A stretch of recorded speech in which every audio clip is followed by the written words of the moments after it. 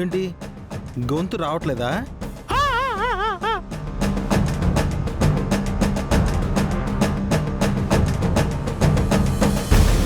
ఇప్పటికిప్పుడు గొంతు పోవడం ఏంటి?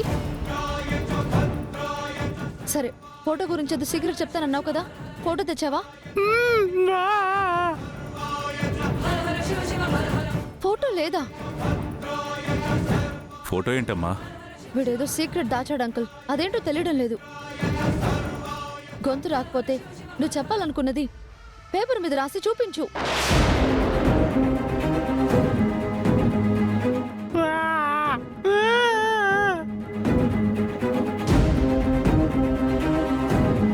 ఏంటి, నీకు చదువు కూడా రాదా? అనవసరంగా నా టైం మొత్తం వేస్ట్ చేసావు. కామెడీ చేయడానికి వచ్చావా నువ్వు?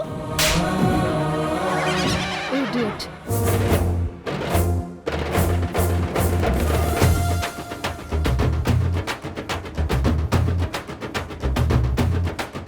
రేయ్, నువ్వు చేసిన కామెడీ చాలు, ఇక బయలుదేరి ఇక్కడి నుంచి. వెళ్ళరా, వెళ్ళు.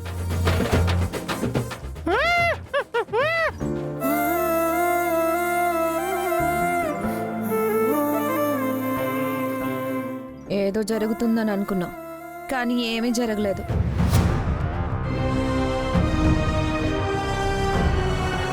ఈ ఇంట్లో చాలా రోజుల నుంచి సీరియస్ ఇష్యూలు జరుగుతున్నాయి కదా, వీడెవడో జోకర్ గాడు వచ్చి కామెడీ చేసి వెళ్ళిపోయాడు.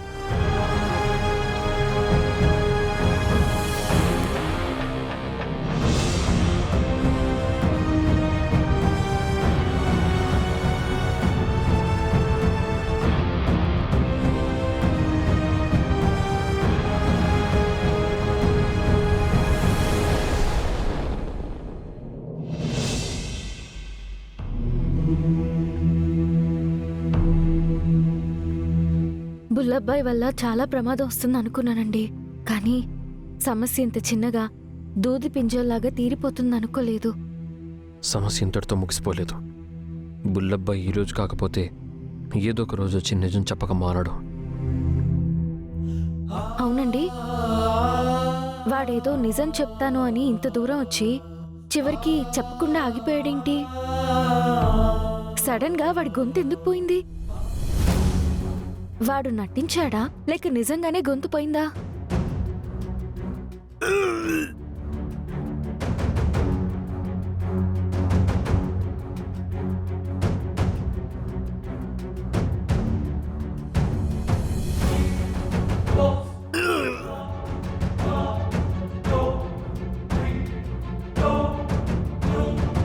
ఏంటండి, బుల్లబ్బాయి అలా వామిటింగ్ చేసుకుంటున్నాడు?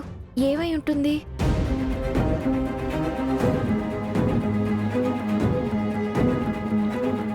బయట ఏమైనా తాగి ఇంటికొచ్చాడా?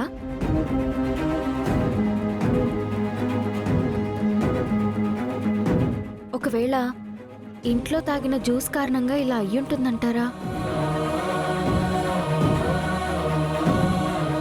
ఆ జ్యూస్ ఎవరు ప్రిపేర్ చేశారు? ఇందాక మావయ్య నాకు జ్యూస్ తీసుకొస్తానని చెప్పాడండి, కానీ నేను తాగలేదు. సరే, మీరు ఇక్కడే ఉండండి, నేను వెళ్ళి కనుక్కుంటాను.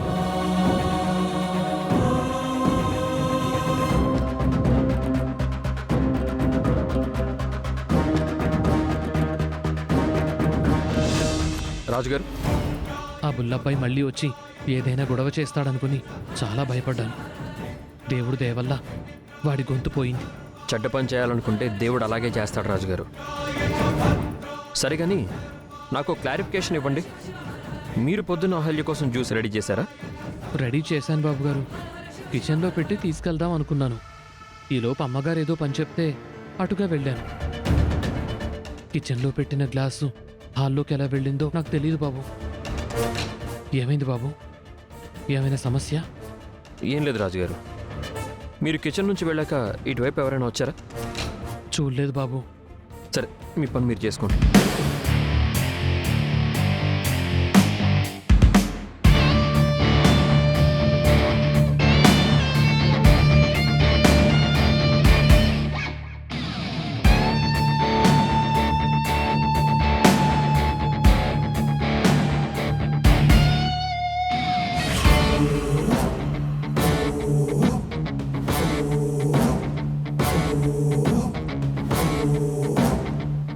అహల్య చేతి కంటే నీ చేతికే చాలా బాగున్నాయి అవంతిక.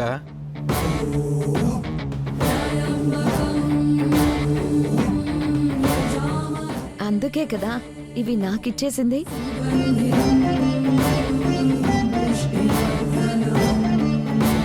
రే బంగారాజు, అమ్మా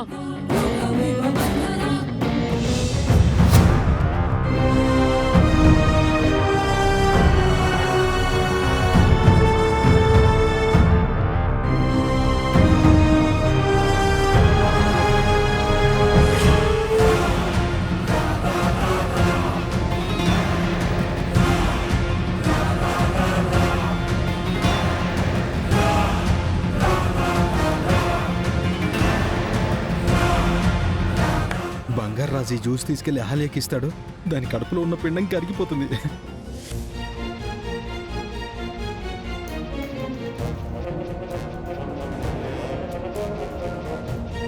ఈ బ్యాంగిల్ ఇక్కడ పడిందంటే జ్యూస్ ఇక్కడికి తీసుకొచ్చింది అక్కే అయి ఉంటుంది.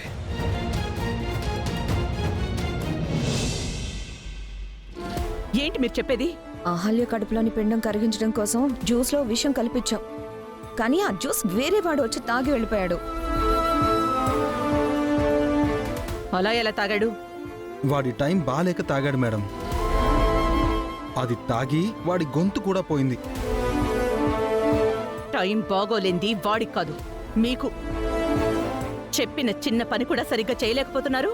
చూడండి అమ్ని గారు, మీరేదో ₹1,00,00,000 డబ్బులు ఇస్తారనో లేక మీ బిజినెస్ లో వాటా ఇస్తారనో మేము ఈ పని చేయలేదు. అహల్యని దాని కడుపులో ఉన్న బిడ్డని చంపడం మీకెంత ముఖ్యమో మాకు అంతే ముఖ్యం. అలాంటప్పుడు కరెక్ట్ గా ప్లాన్ చేసి దాన్ని లేపేయాలి కదా. మిస్ అయిందని ఎందుకు సాకు చెప్తున్నారు? దానికి ఆల్రెడీ నెలలు నిండుతున్నాయి. మీరు ఇలాగే ప్రతి ప్లాన్ మిస్ చేస్తూ పోతుంటే అది బిడ్డని కంటుంది. దాని బిడ్డని వారసుని చేస్తారు. దాని తర్వాత మీకు ఆ ఇంట్లో ఏ విలువ లేకుండా పోతుంది. ఆ అర్జెన్సీ మీకే కాదు, మాకు కూడా ఉంది. ఈ రోజు అది మిస్ అయిండొచ్చు, కానీ డెలివరీ లోపు దాన్ని అస్సలు మిస్ చేయను. ముందు దాని కడుపులోని బిడ్డని, తర్వాత దాన్ని లేపేస్తాం. మీతో మాటలు పడాల్సిన అవసరం మాకు లేదు. మీరేం చేస్తారో నాకు తెలీదు. డెలివరీ అయ్యేలోపు అనుకున్న పని పూర్తి చేయాలి. అప్పుడే అదితికి గౌతమ్కి పెళ్ళవుతుంది, ఆస్తి మీకొస్తుంది. ఆలోచించుకోండి.